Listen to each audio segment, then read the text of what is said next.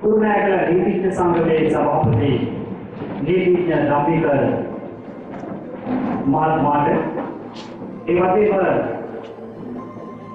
නූතන ලේඛක පරපුර නියෝජනය කරමින් නිගාර වම්සිංහ මහත්මයාට ඒ වගේම නූතන ලේඛිකා පරපුර වෙනුවෙන් යාම්ෂා ලක්මාලි මහත්මියට වේදිකාවට ගොඩවන ලෙස ඒ වගේම මාපුත ප්‍රාදේශීය ලේකම් කාර්යාලයේ නියෝජ්‍ය සැලසුම් අධ්‍යක්ෂතුමන්ට මා ගෞරවයෙන් ආරාධනා කර සිටිනවා වේදිකාවට සම්ප්‍රාප්ත වන ලෙස ඒ වගේම नीति අපිට අදාළ මැතිතුමන්ගේ ඥානන්ට මා ගෞරවයෙන් ආරාධනා කර සිටිනවා වේදිකාවේ අසුන් ගන්නා ලෙස ඒ වගේම සීල සමාජයේ සභාපතිතුමන්ට අපි ආරාධනා කර සිටිනවා වේදිකාවේ අසුන් ගන්නා ලෙස සතුමාන සෝදරුවද උතුරුගේ දායාමක් උතුරුගේ යෝධකා සතර දිගන්තේම අවර සුරතේ ගුණනවා ගෞතම බුදුන් වහන්සේගේ මුවගින් නික්මුණු ඒ අපූර්වතම වදන් පිට ඔබගේ දෙසවල දවඩමින් ඔබ සැම පංචශීලයේ පිටවීම සඳහා මා නමස්කාර පූර්වකව ආරාධනා කර සිටිනවා කාර්යන ගල්ලේ විහාරස්ථානයේ විහාරාධිපති ගෞරවනීය තිස්සව සුවර්ණානන්ද ස්වාමීන් වහන්සේට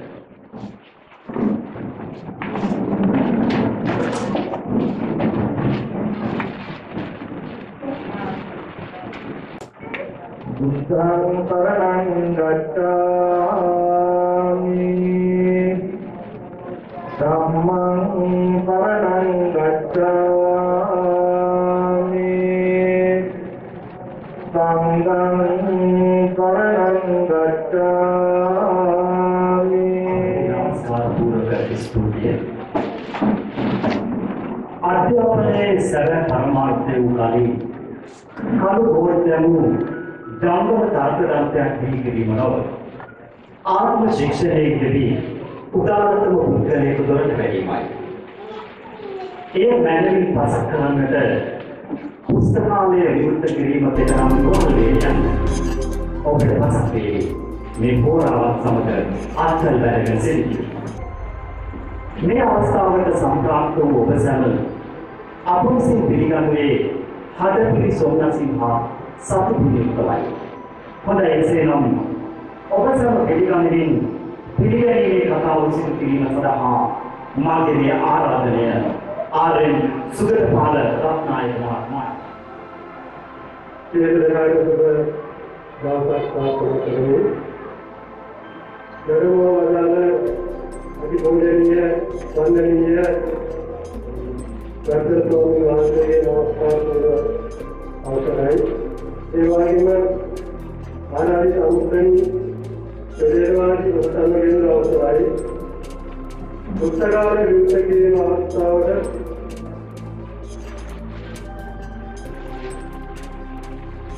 දරුවෝ වදාළ ගරුතර ස්වාමීන් වහන්සේ මේ අවස්ථාවේදී නමස්කාර කරනව බව පිළිගන්නවා ඒ වගේම නීතිඥ සංගමයේ නියෝජනය කරමින් සිටින නීතිඥ සංගමයේ සභාපතිතුමා ඇතුළු සියලුම නීතිඥ මහත්මයාන් ගෞරවයෙන් පිළිගන්නවා. රාජ්‍ය ලේකම් කාර්යාලය මාස්තර ප්‍රාශ්‍රය ලේකම් කාර්යාලය නියෝජනය කරමින් රාජ්‍ය ලේකම් තුමිය මාස්තරට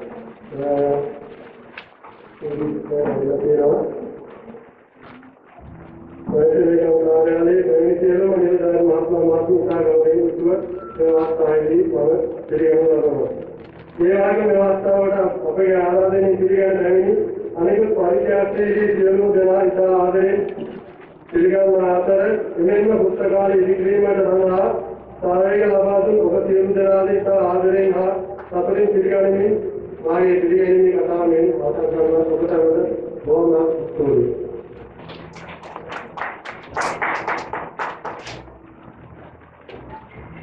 පිළිගැනීමේ කතාව සිදු කළ එතුමාට දෙවියන්ට ස්තුතිවන්ත වෙනවා.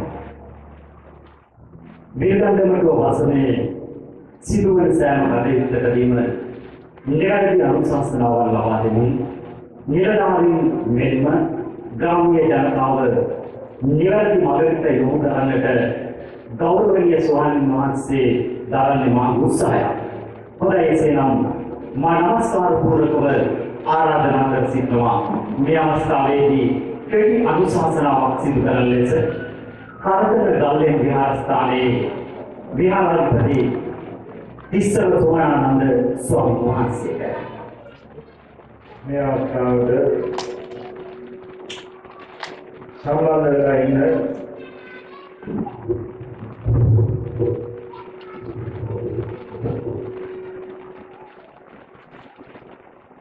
විශේෂයෙන්ම මාතෘක ප්‍රාදේශීය ලේකම් කාර්යාලයේ අපේ දරසන අධ්‍යක්ෂකතුමා අතුරු කාර්ය මණ්ඩලය එවැගේම නීතිඥ සංගමයේ නියෝජනය කරමින් සහභාගී වෙන නීතිඥ වරුන් සහවරියන් එවැගේම ලේඛක ලේඛිකාවන් නියෝජනය කරමින් සම්බන්ධ වෙලා ඉන්න ලේඛක ලේඛිකාවන් අතුරු කොට ඇති මේ අවස්ථාවට සම්බන්ධ වෙලා ඉන්න පිළිතුරු දැන ඉගෙන ගත්තම තමයි කෙනෙකුගේ වස්තුව කියලා හුඟක් ඉස්කෝල වල බෝඩ් කරලා තියෙනවා.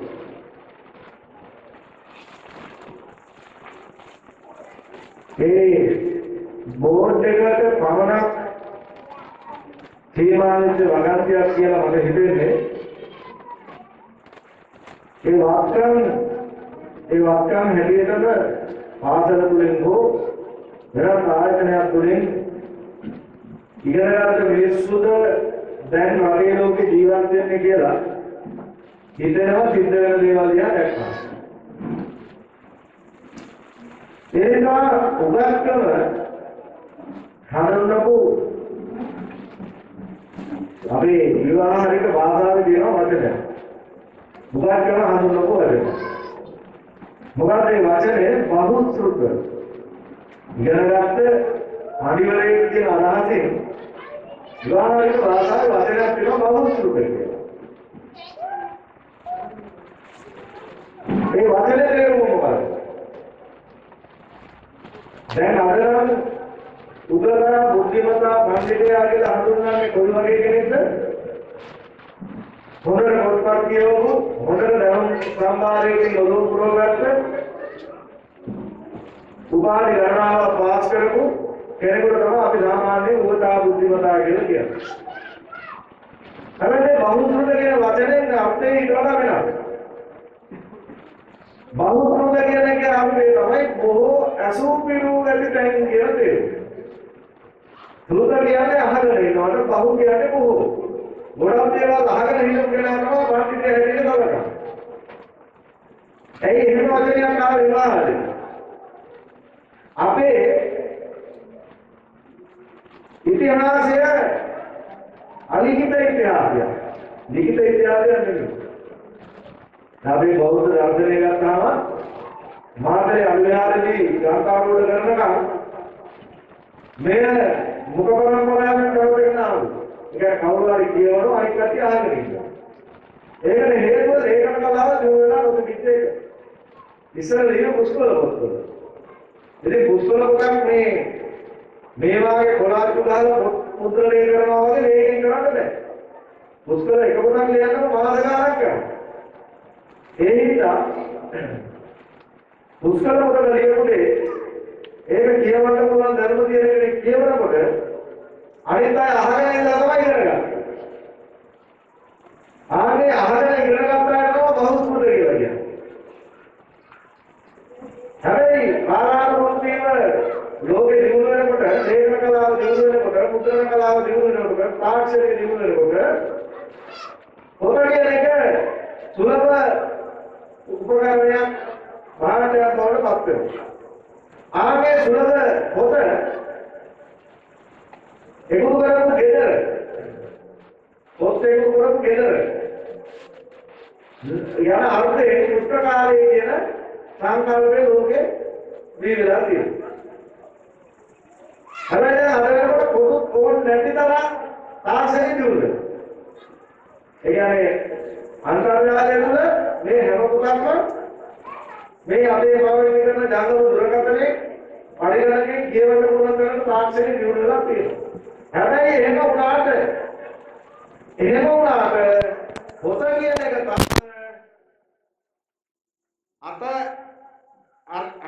අත්දැරිය යුතු මාධ්‍යයක් නෙමෙයි. ඇයි? මමත් එකතු කරපු මමත් පුස්තකාලයක් පවත්වගෙන යන මටත් පොත් වලින් දැනුම ලැබපු කෙනෙක් හැටියට අද ඔය මන මාධ්‍යයෙන් අපි කවියක් ගීතයක් නවකතාවක් කෙටි කතාවක් විචාර ලිපියක් රසවින්දක් මුද්‍රණය කරපු පොතක් අතර අරගෙන කියවලා ලබන තෘප්තිය හරි දැනුම හරි ඒකකින්වත් ලැබෙන්නේ නැහැ කියන එකයි මගේ විශ්වාසය. ඒ නිසා පොත කියන එක සාමාන්‍ය නිගමන නෙවෙයි අර කිව්වේ කියවීම මිනිසා සම්පූර්ණ කරයි කියලා. එතකොට පුස්තකාලයකින් අපි බලාපොරොත්තු වෙන්නේ අන්න එවැනි වූ දැනුම් පද්ධතියක් උකහා ගන්නට තමන්ගේ ජීවිතේ එකතු කර ගන්නට පිරිසක් හදන එක පාඨක සමාජයක් හදන එක. ඒ නිසා දැන් හිරිගොල්ල ගමේ පුස්තකාලයක් හැදුවා විවෘත කළා. තව දේශනත් මෙතන කෙරෙනවා. සංග්‍රහත් කරයි. රතින්වත් පත්තු බැලුවා. ඔක්කොම හරි. හැබැයි පුස්තකාලේ දොර වහලා තිබ්බොත් වැඩේ අසාර්ථකයි. එහෙනම් මේ පුස්තකාලේ විවෘත වෙලා තියෙන්න ඕනේ. කාටද? කියවන අයට. කියවන අයට විවෘත වෙන්න නම් මේ ගමේ ඉන්න පුංචි දරුවාගේ ඉඳලා වැඩි හිටියා දක්වා මම හිතන්නේ සාක්ෂරතාවයේ බොහොම ඉහළ රටක් කියලානේ කියන්නේ නේද? සාක්ෂරතාවයේ බොහොම ඉහළ රටක් කියලා කියන්නේ අපි. ඒ හින්දා අකුරු කියවන්න බැරි අය බොහොම අඩුයි ගම්වල. හැම කෙනෙකුටම කියවන්න පුළුවන්. ඉතින් සමහරවිට වයසට ගියපුවාම ටිකක් වයෝවෘද්ධ තත්ත්වයේ ඉන්නකොට වැඩි හිටි තත්ත්වයේ ඉන්න කට්ටිය කල්පනා කරනවා අපිට මොන පොත්ද නේද? අපි මොනවා වගේ කියලා ඉගෙනගෙන මොන උපාධි පාස් කරන්නද? පොත් කියවන්නේ උපාධි පාස් කරන්න විතරක් නෙමෙයි. දැනුම ලබා ගන්න. එතකොට දැන් කාලයකට ඉහතදී අපිට දැනුම ලබා ගන්න එක ටිකක් අසීරු එකක් නේ. කාලයකට ඉහතදී දැනුම ලබා ගන්න එක හරි අමාරු වැඩක්. අයි කවුරු හරි කියන දේ අහගෙන ඉඳලා මතක තියාගන්න ඕනේ. ගොඩක් දේවල් මතක තියාගන්න. දැන් අපිට මතක තියාගන්න ගොඩක් දේවල් ඕනේ නැහැ. හැබැයි අපි ආකල්ප දියුණු කරන්න පොත පරිශීලනය කිරීම විසින් අපි විවිධ ආකල්පයන් සහිත දියුණු මිනිසු බවට පත් කරනවා. එනිසා මම යම් කිසි ආකාරයක ආකල්පමය දියුණුවක් තියෙනවා නම් මම වෙනස් විදියට හිතනවා නම් ඒ හිතන්නේ වෙන මොකවත් හින්දා නෙමෙයි මම කියවපු පොතපතෙන් ලද දැනුම නිසා. ඒ නිසා ඇති කතාව මොකද දැන් තියෙනවා තව වැඩක් හැන්දෑ. ඒ හින්දා අපි සියලු දෙනාම ඒකට සහභාගී වෙන්නත් ඕනේ. මේ ගමේ අයත් වෙන්න ඕනේ. මේ ඇවිල්ලා ඉන්න අයත් වෙන්න ඕනේ. අද රැය තියෙනවා කවි 8ක්.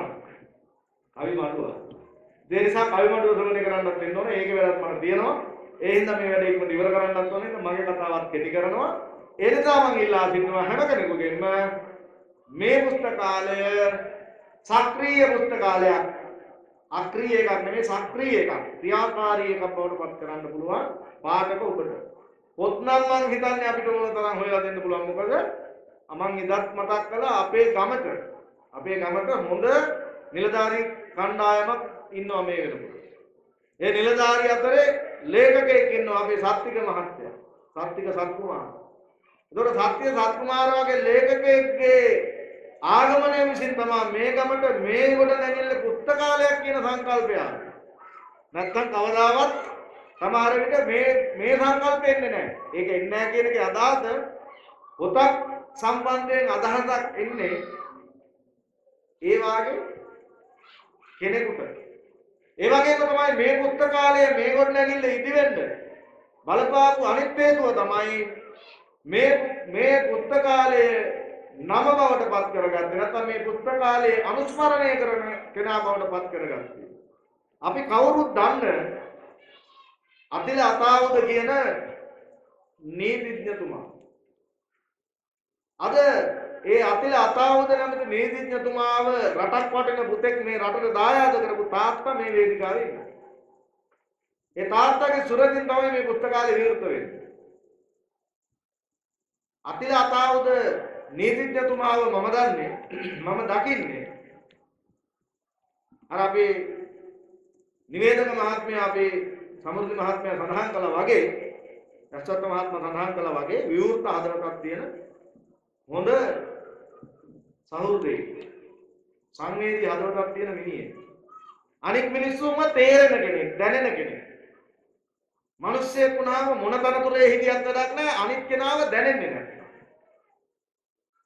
අපේ සමහර වෛද්‍යවරු ඉන්නවා පෙරකදෝරුවෝ ඉන්නවා ඊට වඩා ඉහළට ගියව මහා දැනුගත් මිනිස්සු ඉන්නවා හැබැයි අනිත් මිනිහව දැනෙන්නේ එයා ඔක්කොම දන්නවා නීතිඥයා නීතිඥකම හොඳට දන්නවා දොස්තරකම හොඳට දන්නවා හැබැයි අනිත් කෙනාව දන්නේ නැහැ අනිත් කෙනාව දැනෙන්නේ නැහැ සංවේදී නැහැ සෙන්සිටිව් නැහැ ඒ නිසා ඕන් සමාජ ජීවත් වෙන්නේ හරියට රොබෝවරුව නමුත් අතිල අතාවුද මේ සමාජයට හොඳට ආදරය කරපු මිනිස්සු. සමාජයේ යථාර්ථය වෙනුවෙන් පෙනී හිටපු කෙනෙක්. ස්වකීය ස්වාධීන ආකල්පයක් තුළ කටයුතු කරපු කෙනෙක්. ඒ නිසා අතිල අතාවුද කිරිගොල්ල ගමට උඩින් ඇවිල්ලා පාත් වුණා නෙමෙයි. අතිල අතාවුද කියන්නේ අපිත් එක්ක මේ සමාජ ජීවත් වෙච්ච අපේ හදවත්වල හිටපු මිනිස්සු.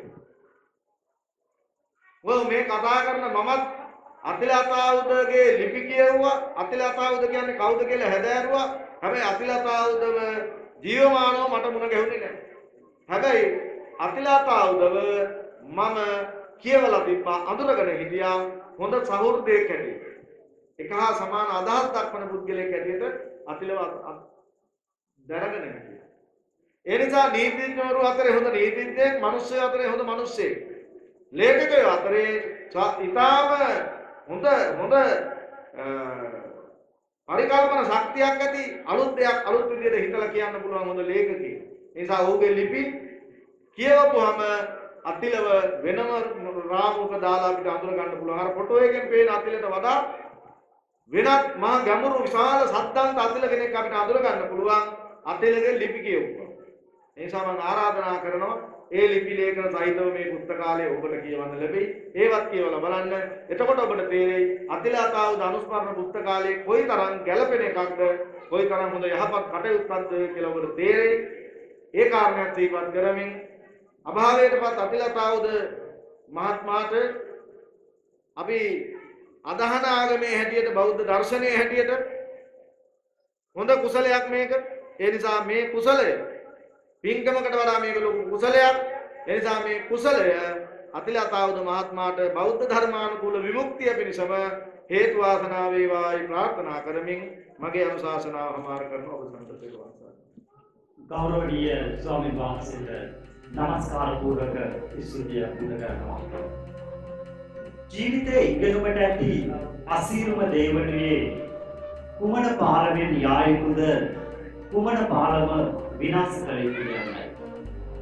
ජීවිතේ ගමන් කළ යුතු නිවැරදි පාලම තෝරා බේරා ගන්නට නීතිඥ අතිල අතාවුද විසින් ලියවුණු ලිපි මහ විදුහලක් වුණා. අතිල අතාවුද මේ තරුණ නීතිඥයා සමාජ ක්‍රියාකරුවා ලේඛකයා අපාදරි සමුගෙන අදට හරියටම මාස 3ක් ගත වෙනවා. කොළඹ විශ්වවිද්‍යාලයේ නීති පීඨයේ ශිෂ්‍යයෙකු ලෙස සිටි අවදියේ ලේඛන කලාවට පිවිස අතිල අතාවුද තරුණයා එකල රාවය පුවත්පත් සමග පළ වූ සමබිම ඉරිදා සංග්‍රහයේ සහාය සංස්කාරකලයා ලෙසද කටයුතු කළා. සමබිම මාසික සංග්‍රහව සඳහා ඔහු සැපයූ ලිපි මෙරට විශාල පාඨක ප්‍රජාවක් අතරේ අවධානය දිනා ගැනීමට සමත් වුණා.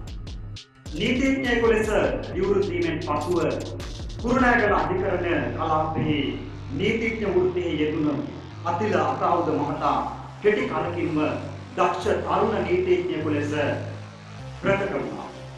ඔහු කුරුණෑගල ප්‍රදේශයේ මානවිකම් කඩවීම් වලට එරෙහිව සක්‍රීය භූමිකාවක් ඉටු කරමින් සමාජ ක්‍රියාකාරීයෙකු ලෙස කැපී පෙනුණා.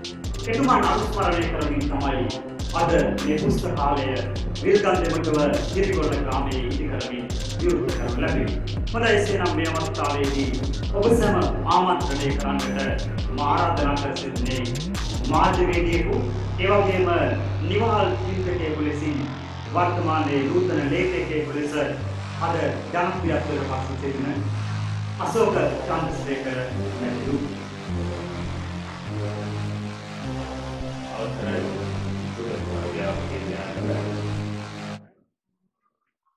ස්තුතිවන්ත වෙනවා පළමුවෙන්ම මේ වගේ කාර්යයකදී අදහස් ප්‍රකාශ කරන්නට අවසර දුන්නා. ඉතින් නිවහල් චින්තකයේ වගේ වචන එක එක අර්ථ දෙකකින් කීපයක් කිව්වා මම ගැන කියද්දී ස්තුතිය ගැන ඇත්තටම නිදහසේ හිතන්න නිවහල්ව හිතන්න නම් කැමතියි. ඉතින් මාදුටු නිවහල්ම චින්තකයෝ කීප දෙනෙක්ම මෙතන තියෙනවා. නිවහල් චින්තනය කියන්නේ සාම්ප්‍රදායට පන්න ගහන එක එහෙම නෙමෙයි. සාම්ප්‍රදාය පිළිගැනීම අම්මගේ තාත්තගේ ඉඳන් පැවතගෙන ඒවට ගහලා ඒවා විනාශ කරලා දැමීම නෙමෙයි. ඒවා ප්‍රශ්න කිරීම සහ ඒවා සමාජ පැවැත්ම පවත්වාගෙන යද්දී ඉදිරියට යද්දී සම්වර්ධනය වෙනවා කියලා කියන්නේ සමාජය. මානව පරිණාමය වෙනවනේ සමාජය. එහෙම කියලා පරණ දේවල් වලට ගහලා කඩාවිද සුළු විසුණු කර දැමීමක් නෙමෙයි. ආදානග්‍රාහී ජීවිතේ මිදිලා ඉතාම නිවහල් විදියට සාධාරණ විදියට හිතන්නේ. අපි අනුන්ට හිංසාවක් නැතුව ජීවත් වෙනවා. අපි යහපත කියලා කියන්නේ මේ අතිලගේ මේ ලිපිවලත් අතිල කියලා කියන මේ කතාව තමයි. අපි යහපත කියා සලකන්නේ අපේ ඇස් ඉදිරි පිට කිසිවෙකු දුකටපත් නොවන දෙයක් කරනවා නම් ඒ යහපත. යමෙකුට යහපතක් වෙනවා නම් යමෙකුගේ මුහුණට සිනාවක් කැඳන්නට පුළුවන් නම් යමෙකුට වරදකාරී හැඟීමක ඉන්න යමෙකුට ඒ වරදකාරී හැඟීමෙන් මිදිලා නෑ මමත් හැදිරුනේ මේ මොහොතේ ස්වභාවික තවත් මිනිසෙක් හැදිරීමට ඉඩ ඇති විදිහටම තමයි කියලා තමන්ගේ වරදකාරී චින්තනයෙන් නිදහස් වෙන්නට අවස්ථාව දෙන යමක් තියෙනවා නම් ඒ තමයි නිවහල් චින්තනය. ඒ කතෝලික දහමේ නම් පව් සමා කර ගැනීම කියලා සැලකෙනවා. බුදු දහමේ තියෙන්නේ උපන්දා සිට කරපු පව් නැත වරක් වැන්දොත් කැලණී කියලා. පංචශීලයේ රැඳවල් උදේට සහ හවසට සහ සදාකාලිකම ජීවිතේ සමාදන් වෙන්නේ. කැඩෙනවා ආය සමාදන් වෙනවා. කතෝලිකයා ඊටට පල්ලියට යනවා පව් සමා කරගන්න. හිත හදා ගන්න ඕනේ නැත්නම් මානව සමාජයේ සමස්ත මානව සමාජයේම වරදකාරී හැඟීම නිසා මානසික රෝගී ඉන්නේ. එක වරදක් කරා දෙකක් කරා මං අදින් දැන් දෙක තුනක් වෙලා තියෙන එකේ ඔන්න ඔය දිගටම මේවා කඩාගෙන යනවා කියලා දිගටම පව් කරන්න පටන් ගනි. ඔය ආගම් වල තියෙන ආකාරයේ පව් ටික. ඒ නිසා නිවහල් චින්තනය කියන්නේ සමාජයේ යහපත් කිරීම සඳහා කරන පෙළඹීම. යහපතේ දකින්නට කැමති මිනිස්සු නිවහල් චින්තකයෝ. ඒ සියලු ආගම් වල කියන යහපතට සමානයි. ඒ නිසා ආගම් වලට එරෙහිව යන්නක් නොවේ. ඉතින් අතිලගේ මේ ලිපි කියවන්න ඔබේ අතට පත් වෙලා ඇති. අතිලගේ Facebook පිටුවට ඔබ ඕනම කෙනෙකුට ඇතුල් වෙලා බලන්න පුළුවන්. ඔහු අවුරුදු ගණනාවක් තිස්සේ ලියපු දේවල් කොයිතරම් නිවහල්ද කොයිතරම් ආදරණීය මිනිසෙක්ද කියලා. පාරදී අපිට හම්බ වෙන්නේ නීතිඥයෙක් නෙමෙයි. පාරදී අපිට හම්බ වෙන්නේ සල්ලිකාරයෙක් නෙමෙයි. මට ඔහුව හම්බ වුණේ මිනිසෙක් විදියට. ඔහු මිනිසෙක් කියලා හිතෙන තරමට ඔහු තුර මනුෂ්‍යත්වයේ තිබුණා. හරිම නිර්හංකාර කුජලයෙක් විදියට. ඉතින් සමාජයට ලේඛන කලාව ලේඛකයෙකු විදියට සමාජයට වැදගත් වීම වගේම මේ පුස්තකාලයක් ඉදි කරලා අද මේ ගමක මේ අවට කිසිම ගමක පුස්තකාලයක් නැහැ. මම පහුගිය දවසක මෙහි ඇවිල්ලා ගියා. ගෝණගම නගරයේ ප්‍රාදේශීය කාර්යාලයේ ආසන්නයේවත් පුස්තකාලයක් නැහැ මම දැනගත්ත විදිහට. ඉතින් හිරිගොල්ල කියන ග්‍රාමයේ මේ විදිහට පුස්තකාලයක් ඉදි කරලා ඒකට පොත්පත් පරිත්‍යාග කරලා මේ කරන සත්‍යාව ඇත්තටම නිවහල් චින්තකයෙකුට ලේඛකයෙකුට සාධාරණ යුක්තිගත නීතිඥයෙකුට දැක්විය යුතු උපරිම ගෞරවය කියලා දැක්විය හැකි උපරිම ගෞරවය කියලා මා විශ්වාස කරනවා. ඉතින් අපි සතුටුයි මේ ස්ථානයේට අතිලතාවුද මහත්මයාගේ පියාණන් පැමිණ සිටීම ගැන ඇත්තටම දරුවෝ තමයි තාත්තගේ නමට ගෞරවයක් කරන් දෙන්නේ. එතුමාගෙන් මම ඇහුවා එතුමා හිටපු ගුරු වෘත්තියේ හිටපු කෙනෙක්. ඉතින් ඒ උතුම් පදවියේ ගෞරවය එතුමාගේ දරුවගෙන් අපි දැක්කා. එතුමා ඉතා යහපත් ආකාරයට ඒ දරුවව නිර්මාණය කරලා තියෙනවා. ඉතින් නිවහල් චින්තනය කියන්නේ කිසිවෙකුට පහර ගැසීම, කිසිවෙකු තලා බැලීම නෙවෙයි කියලා මම වඩාත් හොඳින් හඳුනාගත්තේ අතිලතාවුද මහත්මයා. ඕනෑම සංකීර්ණ ගැටුම්කාරී අවස්ථාවක හරිම මැද තැනක ඉඳලා ඔහු සමාජ මාධ්‍ය හරහා Facebook සමාජ මාධ්‍ය හරි අපූර්ව ලියවිලි ලියනවා. අපි යම් වෙලාවකට එක පාර්ශවයක් කරන් අන්තවාදීව හිතමින් ඉද්දී ඔහුගේ ලිපියක් කිව්ව තැනින් අපි හරි ලස්සනට නිවෙනවා. අපි තුල පැන නැගෙමින් එන වෛරය, ක්‍රෝධය, ප්‍රචණ්ඩකාරී හැඟීම නිවන්නට තරම් ඔහුගේ ලියවිලි හරිම සමත් වුණා. පසුගිය වසර ගණනාවක් තිස්සේ දේශපාලනික හැලහැප්පීම් පෙරලි රැසක් මැද්දේ පහුගිය අවුරුදු කිහිපය තුළ වෙච්ච දේශපාලනික පෙරලි බොහොමයකදී අපි කොහොම වේදනාවෙන් කේන්තියෙන් ඉන්නකොට ඔහුගේ එක ලියවිල්ලක් ඇති නෑ මේක සාමාන්‍ය තත්ත්වයක් තමයි මේ ක්‍රමය වෙනස් කළ යුතුයි. හැබැයි මේ වෙනස් කළ යුත්තේ ප්‍රචණ්ඩත්වයෙන් නොවේ ජනතාව දැනුවත් කිරීමෙන් කියලා ඔහුගේ ලියවිලි වල ලියුවා. ඉතින් ජනතාව ප්‍රජාව දැනුවත් කරන්නට තියෙන හොඳම මාර්ගය මේ ලිපිවලත් මෙන්න ලියවිලා තියෙනවා කියවීම. එහෙමනම් කියවීමට අනාගත පරම්පරාව හුරු කරවීම උදෙසා මේ වැය මේ අතිලතාවුද අනුස්මරණ පුස්තකාලයක් ඉදි කිරීම ඉතාම සාධනීය අගය කළ යුතු ප්‍රශස්ත කාර්යයක් ලෙස අගය කරමින් අතිලතාවුද මහත්මයා ඇත්තටම අපිට අයිති කෙනෙක් නෙමෙයි. අතිලතාවුද මහත්මයාගේ අවමංගල්‍ය උත්සවයට සිදු වහාම මම ශක්තිකතියක් ඒ කිය වෙලාවේ ඔහුගේ පවුලේ අය එක්කත් මම කිව්වේ ඔබේ දරුවා, ඔබේ සහෝදරයා, ඔබේ වැඩිහිටියා, ඔබේ ඥාතියා නෙමෙයි මේ මියගියේ රටේ වටිනා සම්පතක්, ලෝකයට වටිනා සම්පතක්. වයස අවුරුදු 33යි ඔහු මිය යන්නේ. මට වඩා අවුරුදු 8ක් විතර බාලයි. හැබැයි ඔහුගේ දැනුම මේ රටේ ඉන්න ඉතාම ඉහළ ප්‍රඥයෙකුට, ඉතාම ඉහළ ප්‍රඥයෙකුට සමානයි. එහෙමනම් ඔහු අහිමිවීමෙන් අපිට සිදු ලෝවට සිදු අලාභය නම් අපට මෙතන මේ කතාවලින් වචන කිහිපයකින් කියානීම කරන්නට නොහැකි වෙයි. කෙසේ වුවත් යහපත් මිනිස්සු ඉතා ඉක්මනින් මෙලොවින් සමුගන්නවා. එක ආගම් වල ඒවට එක විදිහකින් කියනවා. දෙවියෝ ළඟට ගන්නවා කියනවා. සෝබාදාමේ හැටි කියනවා. විවිධ විදිහකින් කියනවා. කෙසේ වුවත් ඔහු අපේ අතරින් වෙන්නට ඇති 60 අවුරුද්දකදී ජීවිතේ කළ යුතු දේවල් ඔහු 30 අවුරුද්දකින් කර හමාර කළේ. එහෙමනම් මේ ඔහු ගැන කියන වචනයක් පාසා ඔහුගේ පියාට තම දරුවා ගැන සතුටු වෙන්නට අවස්ථාවක් ලැබෙන්නේ. ඒ පිළිබඳව අපේ සතුට ප්‍රකාශ කරමින් අතිලතාවුද මහත්මයා නැවත සදාකාලිකව අපේ සිත් තුළ ස්මරණය වන බව සිහිපත් කරමින් මේ අවස්ථාව ලබා දුන් සියලු දෙනාට ස්තුතිවන්ත වෙමින් සමුගන්නවා.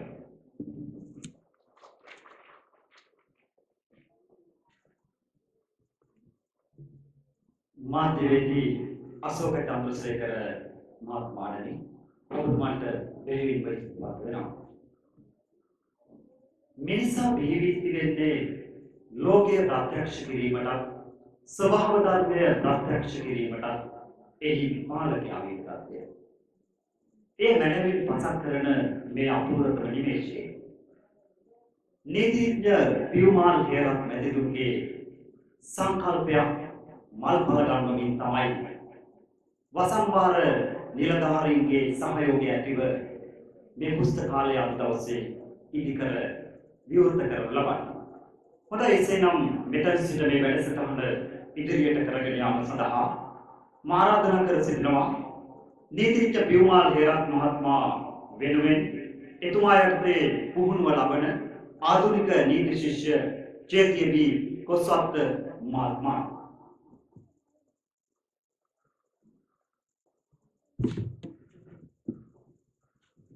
බොහොම ස්තුතියි ප්‍රවීණ සංවේදක ප්‍රසාද් අසන්ත මහත්මයාණන් ඔබට නීතිඥ අතිල අතහරුද ගුණානුස්මරණ පුස්තකාලය විවෘත කිරීමේ උත්සවය සඳහා සභාවෙනි ඔබ ආදරයෙන් සිහිපත් කරමි.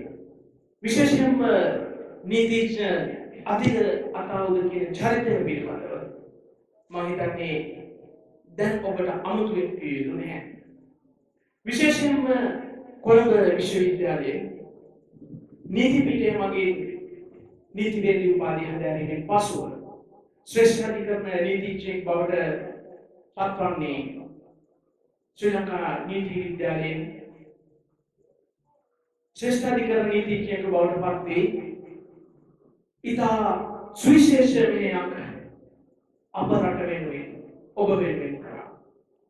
විශේෂයෙන්ම ඔබ ඒ සටහන් තුලින් දුටු දේ තමයි අතිගතවද කියන්නේ රටකට අයිති පුද්ගලයෙක්වත් සමාජයකට අයිති පුද්ගලයෙක්වත් නොවේ මේ මුළු ලෝකයේම එක යායක් ලෙස දැක්ක පුද්ගලයෙක්.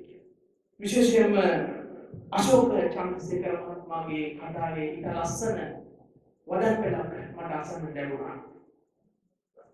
60 අවුරුද්දක කාර්යභාරය 30 අවුරුද්දකින් නිම කරලා ඔහු අපාතරයෙන් වෙනවා කියන්නේ. ලේසි පහසුයි මනුෂ්‍යයෙක් කරන්නට පුළුවන් දෙයක් නෙවෙයි. මොකද සත්පුරුෂ සමාජයක් තුළ ධර්මිෂ්ඨ මිනිසුන්ට අඩුයි. විශේෂයෙන්ම නීතිඥ වෘත්තියේ අපට අසන්න ලැබෙන දේවලුත් එක්ක ඒ පිරිස ගොඩාක් අඩුයි. නමුත් ඔහු ඉතා නිවහල්ව තමන්ගේ අදහස් ප්‍රකාශ කරා. ආධුනික නීතිඥ වරෙක් විදිහට ආධුනික නීති ශිෂ්‍යයෙක් විදිහට නීතිඥ සංගමේ ලේකම් පියුමල් හේලක් මහත්මයාගේ අනුදැනුම ඇතිව අධිකරණය තුළ විවිධ වැඩ කටයුතු කරන අවස්ථාවලදී මම අහම්බෙන් ඔහුව හම්බෙන් කතා කරලා තියෙනවා.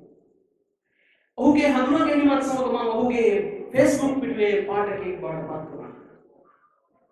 මම අද උදේ එතුමාගේ Facebook පිටුවට ගිහිල්ලා බලද්දී ඔහුගේ පාඨකයෝ දාලා තිබෙනවා ඔබ දැන් පෝස්ට් දිනපතා උඩට එනවා. හැබැයි ඔබ අපි අතරින් අද යන්නම ගිහිල්ලා කියලා. මොකද ඒ නම අහන්න බොහෝ දෙනා ඔහුගේ ඒ අදහස් තම රට වෙනුවෙන් තම සමාජ වෙනුවෙන් ක්‍රියාත්මක කරන්නට කියවනවා. ඒ නීතිඥ අතිගතවද මහත්මයා නීතිය ගැන දේශපාලනය ගැන එකම ආර්ථිකය ගැන දකපු කෝණය හරි වෙනස්. ඔහුට ඒකේ දේශපාලනික මතවාදයක් තිබෙන්නේ නැහැ. ඒ දේශපාලනික මතවාදයක් තිබුණා නම් තිබුණේ අපක්ෂපාතී දේශපාලන මතවාදයක්. ඒ සැබවින්ම සමාජ සුරක්ෂිතතාවයට වැදගත් වුණා. ඉතින් එතනින් එහාට ගොස් ඔහු විශේෂයෙන්ම හොඳ මානව පෞරුෂයක් නිර්මාණය කරගත්ත නීතිඥයෙක්. සෑම නීතිඥවරු විශාල ප්‍රමාණයක් රට තුලින් ඒ හැමෝටම තමන්ගේ මරණයෙන් පසුව තමන්ව අගය කරන්නට තමන්ගේ සහෘදයන් එක්ක මෙවැනි ක්‍රියාවක් කරන්නට භාග්‍යයක් හම්බෙන්නේ නැහැ.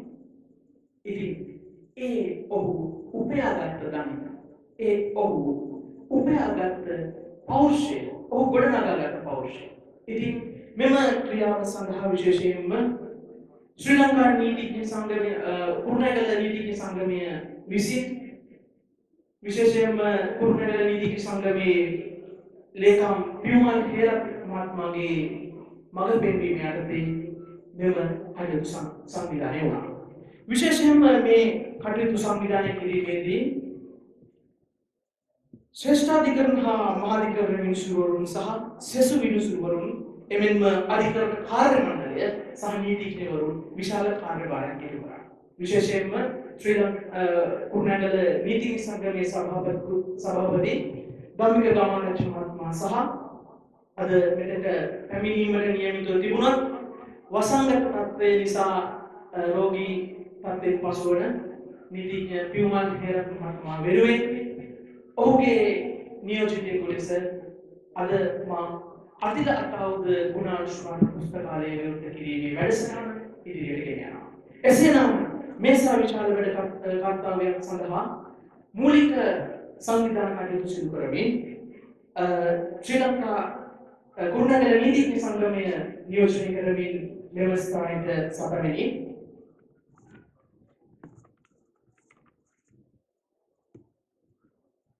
කමල් නිශංක මහත්මයාට ඔබ සැම ආමන්ත්‍රණය කිරීමට ගෞරවයෙන් යුතුව ආරාධනා කර සිටිනවා.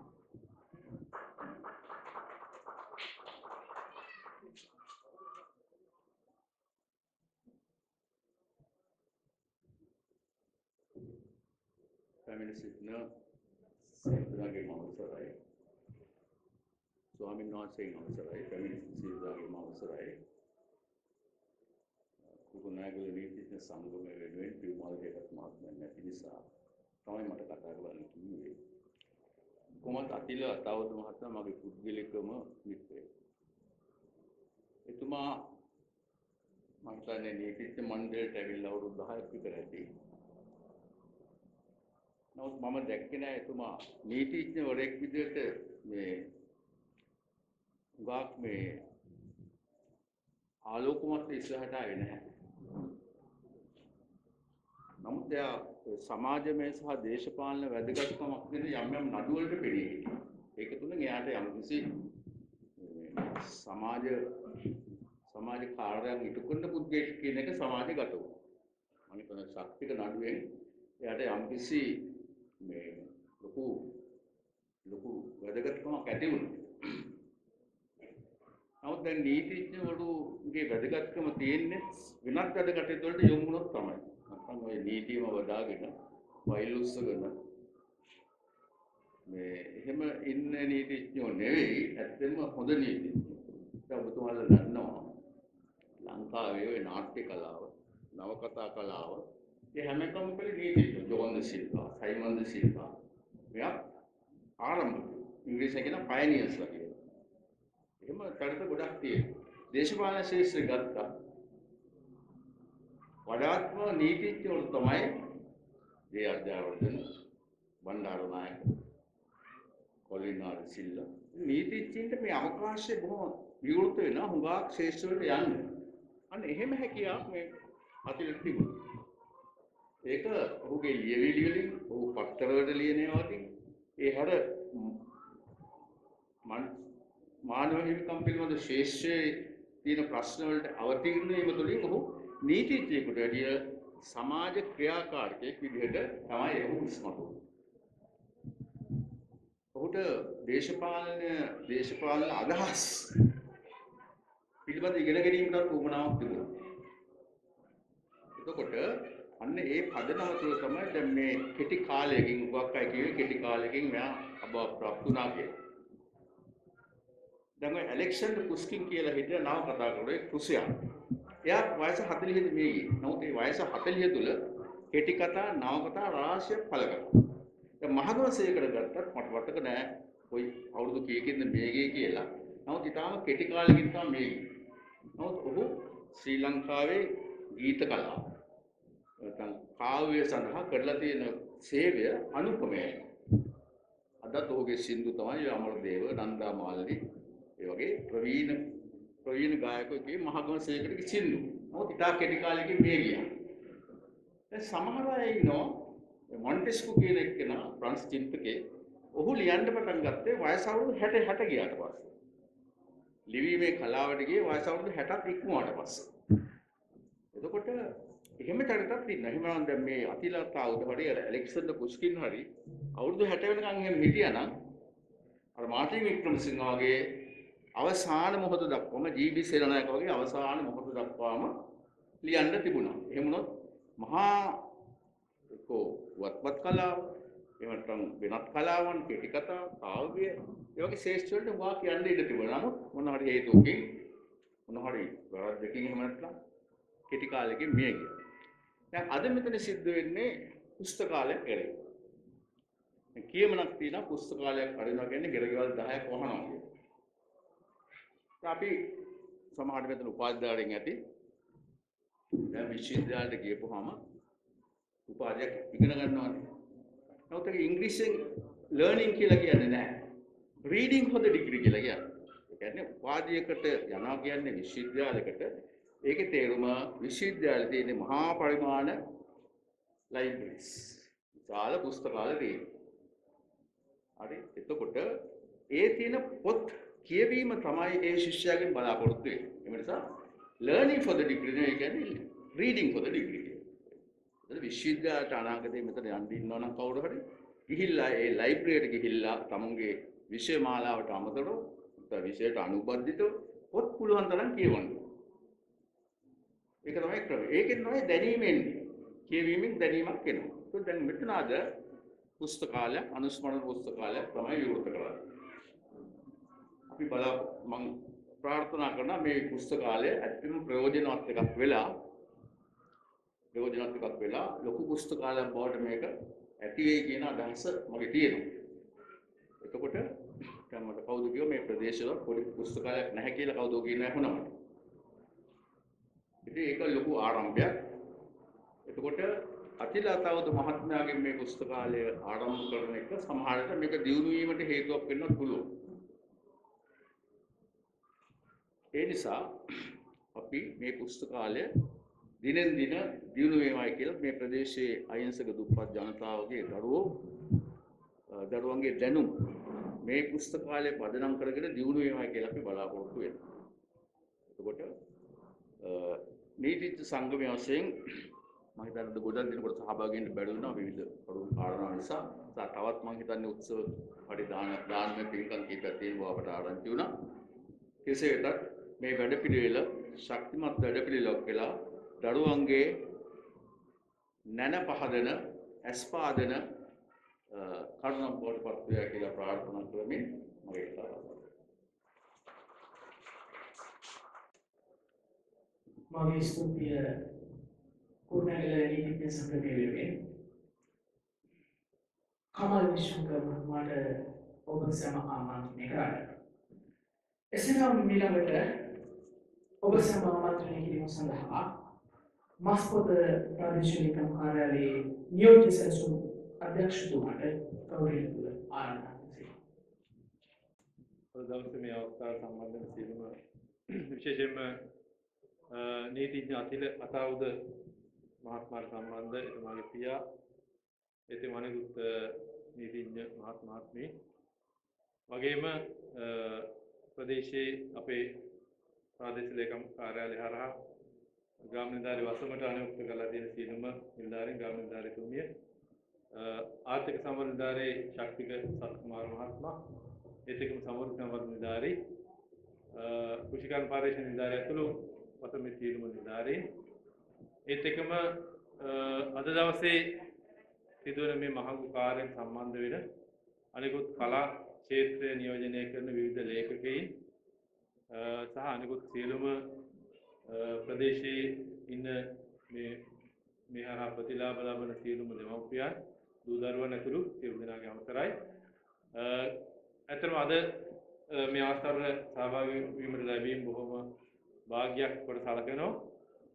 මීට මාසයකට කලින් මේ ස්ථානයේට ප්‍රාදේශීය ලේකම්තුමිය සමග මම මෙතන මේ ස්ථානයේට ක්ෂේත්‍රචාරිකාවකට එද්දී මේ ස්ථානයේ ඇත්තටම අපි කියන්නේ මුඩු බිමක් කියලා අන්න ඒ වගේ මෙතන බොහොම මේ අත්හැරලා දාපු ගොඩනැගිල්ලක් සහිත මුඩු බිමක් තමයි මෙතන තිබුණේ. ඉතින් අපිට විගණනයෙන් පාවා අපිට විගණන විමසුමක් යොමු කරලා තිබුණා. නිෂ්කාර්ය ගොඩනැගිල්ලක් ඇටියට හිරිගොල්ලේ මේ ගොඩනැගිල්ල නිෂ්කාර්ය ගොඩනැගිල්ලක් ඇටියට තියෙනවා කියලා අපිට වර්ෂ ගාණක් මේ විගණන විමසුමක් තියෙන ප්‍රාදේශීය ලේකම් කාර්යාලය. ඉතින් එහෙම ඉන්න අවස්ථාවේ තමයි ඇත්තටම වැඩ කරන එහෙම නැත්නම් වැඩ කරන්න අවශ්‍යතාවය තියෙන සහ ධනාත්මකව හිතන නිලධාරී කණ්ඩායමක් ඇටියට ශක්තික මහත්මයා සහ වර්තමානයේ නිලධාරීන් එකතු වෙලා ඒත් එක්කම දේශපාලන අධිකාරිය සහයෝගය අරගෙන ඉතින් මේ වගේ අලුත් සංකල්පයකට යොමු කරේ ඇත්තටම අපේ මේ නිලධාරීන් ඒ නිලධාරීන් සම්බන්ධයෙන් අපි ඇත්තටම සතුටු වෙනවා ආඩම්බර වෙනවා නිර්මාණශීලීව සිටීම සම්බන්ධයෙන්. එහෙම නැත්නම් ඇත්තටම මෙතන මේ පරිසරය මිට පෙර ඡායාරූප ඇති බොහොම මේ පාළුවට ගියපු ගොඩනැගිල්ලක් සහිත නිකන් මුඩු බිමක් තමයි මෙතන තිබුණේ. ඉතින් ඒ නිසා මේ හැමතැනම වෙනස් කිරීමේ හැකියාව තියෙන්නේ අපේ මිනිස්සුන්ට තමයි වෙනස් කිරීමේ හැකියාව තියෙන්නේ. ඉතින් වෙනස් කරන්න නම් අපි ධනාත්මකව දකින්න ඕනේ. විශේෂයෙන්ම අද තමයි මම දැනගත්තේ මේ නීතිඥ අතිල අතවුද එතුමා ගැන අද තමයි මම ඇහුවේ. ඉතින් ඒ වගේ ශ්‍රේෂ්ඨ පුද්ගලයෙක් අනුස්මරණය කරන්න මේ පුස්තකාලයක් අපි නම් කිරීමත් වටිනවා. ඒ අතරතුර කියවීම සඳහා ඇත්තටම මේ ප්‍රදේශයේ ඉන්න දූ දරුවන්ට කියවීම සඳහා ඒ අයගේ නැනස පාදා ගන්න අවස්ථාව සැලසීම බොහොම වටිනවා. මේ කාර්යය සඳහා මම හිතන්නේ ගොඩාක් අය උදව් කරන අය ගොඩාක් ඉන්නවා. විශේෂයෙන් ශක්තික සත්කුමාර මහත්මයාට සම්බන්ධ ගොඩාක් පිරිසක් මේ කාර්ය සඳහා උදව් කරනවා. දේශපාලන අධිකාරී වගේම අනිකුත් බොහෝ පිරිසක්. ඉතින් ඇත්තටම ප්‍රාදේශීය ලේකම් කාර්යාලයේ හැටියට අපිට සතුටුයි. අපි බලාපොරොත්තු වෙන්නේ නිලධාරියෙක්ගෙන් වෙන මේ විදිහේ නිර්මාණශීලී වැඩ. මේ නිර්මාණශීලීත්වය තුළ තමයි ගම් වලට වැඩ කරන්න පුළුවන්. අපි සාම්ප්‍රදායිකව අපි දෙන රාජකාරිය අකුරට හෝ ඒකට සීමා වෙලා ලියුම් කඩදාසි වලට සීමා වෙලා වැඩ කරනවට වැඩිය ඊට එහා ගිහිල්ලා නිර්මාණශීලීව හිතලා මෙවැනි දේවල් කරන්න පුළුවන් නම් වටිනවා. ඒ නිසා මේ සඳහා දායකත්වය ලබා දුන්නු සියලුම දෙනාට විශේෂයෙන් අනුග්‍රහය ලබා දුන්නු සියලුම දෙනාටත් මේ මහඟු කාර්ය වෙනුවෙන් මේ සාර්ථක කරගන්න අවස්ථාව සලසලා දුන්නු සියලු දෙනාට ස්තුතිවන්ත වෙනවා.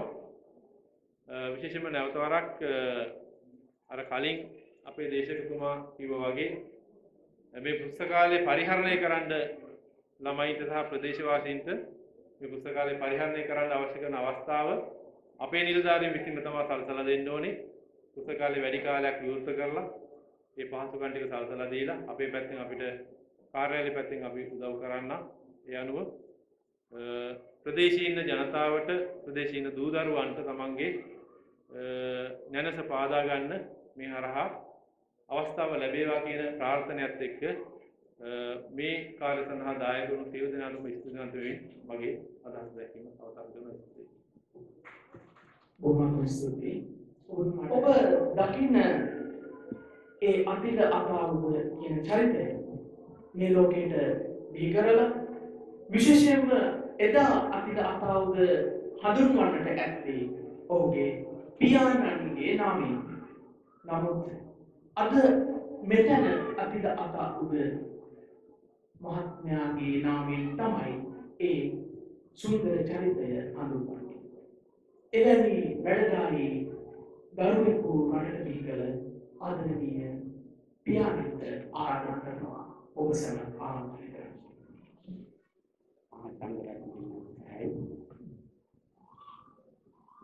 මේ අවස්ථාවට පැමිණ සිටින මුළුගම්වාසී සියලු දෙනාගෙන්ම එවැගේම ලේඛක ලේඛිකාවන්ගෙන් නීතිඥ මහත්වරුන්ගෙන් සහ මෙම උත්සවය සංවිධානය කිරීම සඳහා දායකත්වයේ දැරූ සියලු දෙනාගෙන්ම අවසරයි. මම නීතිඥ අතිල අතාවුදගේ පියා. මම උතරම් කතිකෙක් නෙවෙයි. ඒක නිසා ඔබ හමුවේ මහා සාර දේශන කිරීමට මා අසමත්. ඒ වගේම මේ වෙනකොට කුරුණෑගල නීතිඥ සංගමය වෙනුවෙන් ඉතා ශාස්ත්‍රීය දේශනයකින් සහ තවත් නීතිඥ සංගමයේ අයගෙන් ඔබ අමතා වැදගත් දේශන ගණනාවකට සවන් දීලා ඉන්න ඔබ ඒ ඔබට මට මේ වෙලාව සුදුසුයි කියලා හිතෙන්නේ ස්තුති කතාවක් කරන්න. මීට මාස 3කට පෙර ආතුව හදිසියේම අපගෙන් වෙන් වුණ මගේ පුතා පිළිබඳව ඊතරම් කතා බහක් ඇති වුණේ නැතයි තමයි කියලා තමයි මගේ හිත කිව්වේ.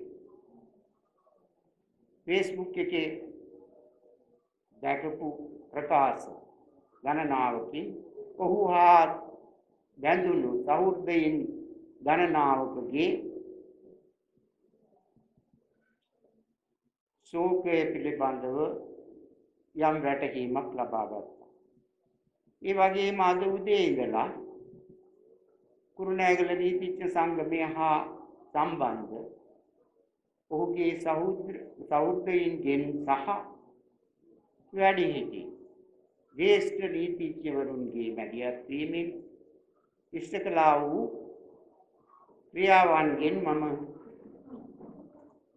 මට දැනගන්න ලැබුණේ අපේ පුතා පිළිබඳව ඇගයීමක් සමාජය තුළ සිදු වී ඇති බවයි. දරුවෙක්ගේ වියෝව පියෙකුට මවකට කොතරම් ශෝක ජනකද කියලා බුදුන් වහන්සේගේ දේශනාවක සඳහන් වන ලේන කුලේ දරුවෙක් මුහුදට බිලි වුණ ලේනිය මුහුද ඉහින්නට ගත්තු වෑයම සිහිපත් කරනවා. ඒකෙන් කියන ආදර්ශ කතාව තමයි දරුවෙක් කොතරම් වටිනවද තම දෙමව්පියන්ට. අපට සැබවින්ම අපේ දෙමව්පියෝ අපේ හැරදාලා යනකොට ඊතරම්ම දුකක් නොමැත්තේ අපට වඩා වයස් ගත වෙලා තියෙනවා. ඒ වගේම කවදා වූ මැරෙන බව දැනගත් නිසාම වෙන්නට ඇති.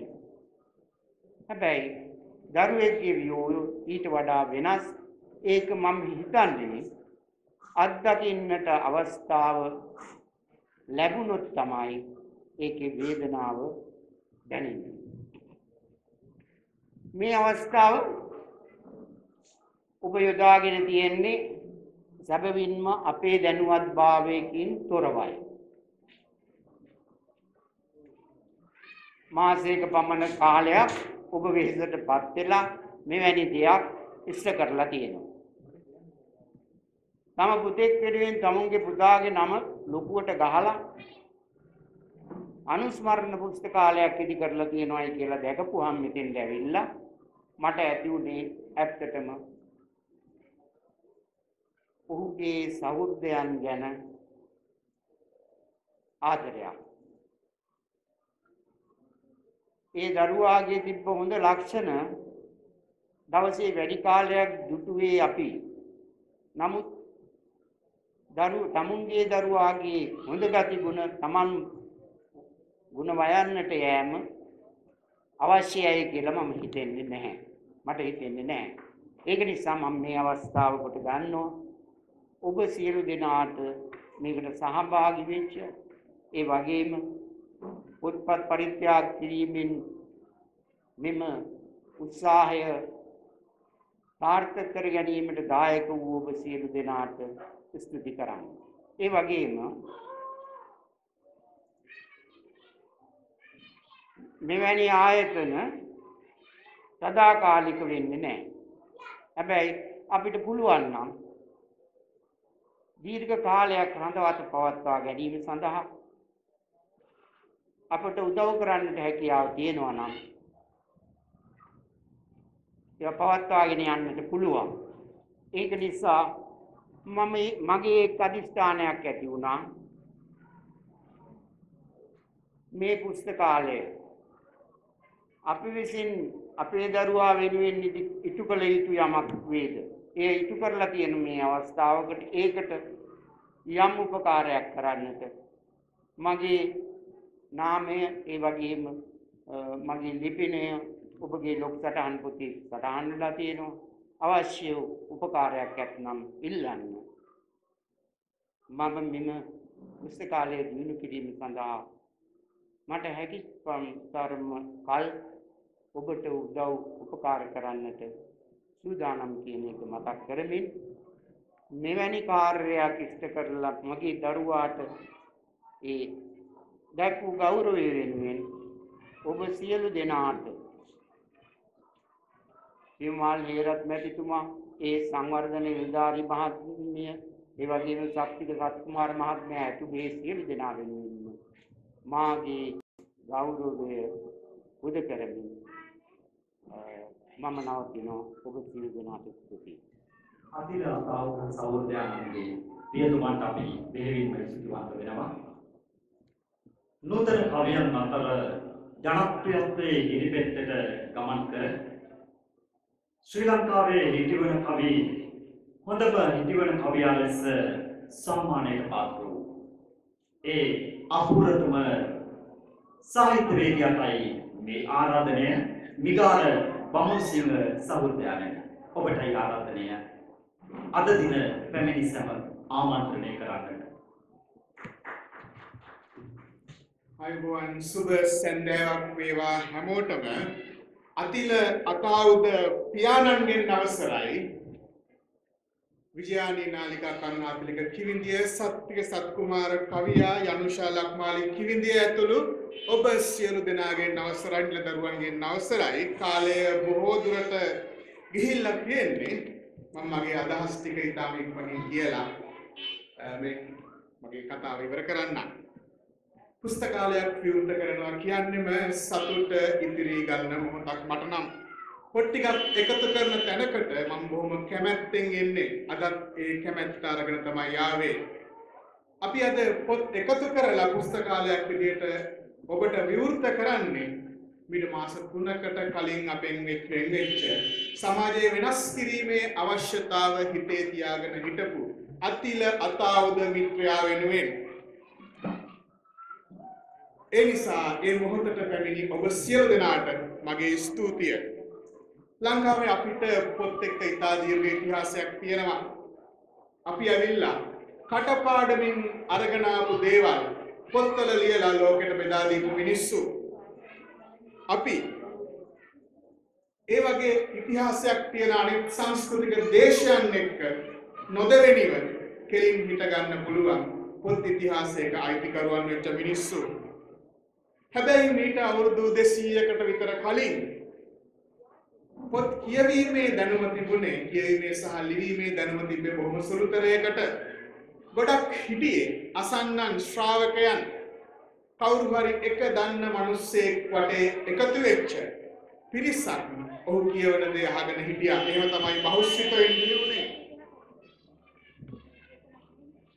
අපි කටපාඩම් කරපු පොත් ලියලා ලෝකෙට බෙදලා දීලා අහලා ඉඳලා අපි කියවන්න ඉගෙන ගත්තේ පුස්තකාල පරිහරණය කරන්න පටන් ගත්තේ නිදහස් අධ්‍යාපනය අපිට ලැබුණාට පස්සේ. නිදහස් අධ්‍යාපනය අපිට ලැබුණාට පස්සේ අපි පොත් කියවමින් අපේ දරුවන් සමග ඉදිරියට යන්න පටන් ගන්නවා. අපිට තියෙන පුස්තකාල ගැන ලොකු පොහොසත් ඉතිහාසයක්. ඒ ඉතිහාසය කොච්චර පොහොසත්ද කියනවා නම් මීට අවුරුදු 50කට 60කට එහා කාලේ දකුණු ආසියාවේ තිබ්බ ලොකුම පුස්තකාලය තිබ්බේ අපිට. අද ඔයගොල්ලෝ පටන් ගන්නේ පොත් 2000කින් එක පුස්තකාලයක්. මතක තියාගන්න. දකුණු ආසියාවේ ලොකුම පුස්තකාලය කියලා කාලයකට කලින් හඳුන්වපු යාපනයේ පුස්තකාලේ පටන් ගත්තේ පොත් 834කින් 1931 මේ පටන් ගත්ත පුස්තකාලේ ලංකාවේ දරුවන්ගේ අධ්‍යාපනයට බොහොම අපූර්වට උදව් වුණා. හැබැයි මතක තියාගන්න 1931 පටන් ගත්ත පුස්තකාලේ 1982 මැයි 31යි ජූනි 1යි අතර රාත්‍රියේ ගිනි තිබ්බෙත් අපිම තමයි. ඔයගොල්ලෝ දන්නවා සෙල්ලත් පර්ණ විතාරණ ගැන. සෙල්ලත් පර්ණ විතාරණ මහත්තයා විවාහ වෙලා හිටියේ නෑ. එයා කසාද බැඳලා හිටියේ නෑ. 1972 මේ මහාචාර්යවරයා මැරෙනවා. එයාගේ දේපල සහ නිවස ඊට අවුරුදු 10කට පස්සේ වෙන්දේසි කරනවා. අන්නේ වෙන්දේසි කරන මොහොතේ ඔහුගේ සියලු දේපල ලබා ගන්න දෙමළ ව්‍යාපාරිකේ ඔහු සතුව තියෙනවා ඉතාම අග්‍රගණ්‍ය වස්තුවක් ඔහුගේ පුස්තකාලය. මේ පුස්තකාලයේ දෙමළ ව්‍යාපාරිකයා පරිත්‍යාග කරන යාපනයේ පුස්තකාලයට. දන්නවද ඒ පරිත්‍යාග කරන පුස්තකාලේ එතුමා විසින් සංස්කරණය කරපු සටහන් ඇතුළත් වුණු ෆයිල් විතරක් 5000ක් තිබ්බලු. හරියටම 1982 ඒ පුස්තකාලේ පරණ විතාරණ පුස්තකාලය පරිත්‍යාග කරලා මාසයකට පස්සේ තමයි අපි ඒකට ගිනි තියන්නේ. වෙන කොහෙවත් පිටපතක් නැති පොත් 97600ක් ගිනි ගත්තලු යාපනයේ පුස්තකාලය ඇතුලේ. වෙන කොහෙවත් පිටපතක් නැති. අදටත් කුරුණෑගල පොතුහැර පොල්ගහවෙල පැත්තේ ඇවිදලා හොයලා බැලුවත් යාපනයේ පුස්තකාලයට ගිනි තියන්න ගිය මිනිස්සෙක් හොයාගන්න පුළුවන්. අපි මේ වගේ පොත් ගිනි තියපු જાතියකුත් කියලා මම ඔයගලට මතක් කරලා දුන්නේ. හැබැයි ඒ වගේ පොත් ගිනි තියෙන මිනිස්සුන්ට එරෙහිව ගිහිල්ලා සමාජය වෙනස් කරන්න හිතපු මිනිස්සෙක් හිටියා. මිනිස්සු හිටියා.